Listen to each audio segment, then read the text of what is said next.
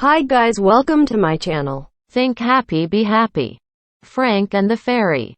Frank was the son of a poor village carpenter. Every day, Frank went with his father to the forest to cut trees. One day, tired after a long day at work, Frank sat down on a log to take some rest. Suddenly, he heard a cry, "Help me please." He stood up with a jerk and looked about, but there was no one there. "Please help." Frank heard the voice again. This time Frank peeped into the hole in the log and saw a tiny fairy inside. Frank at once put his hand inside the hole and picked up the fairy. The fairy thanked Frank, saying, "Many years ago, a wicked witch had cursed me, and since then, I have been trapped in this log. Thank you for saving me.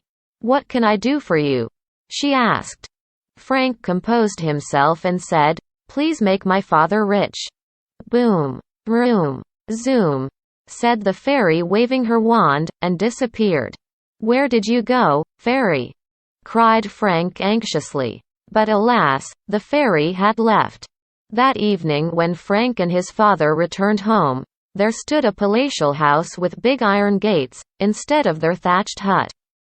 They walked in through the gates and were greeted like kings by many servants. Suddenly Frank's mother came running and hugged them and said, "God has answered our prayers." Frank looked up at the sky and imagined the fairy to be among the sparkling stars. He closed his eyes and said, "Thank you, dear fairy." The end.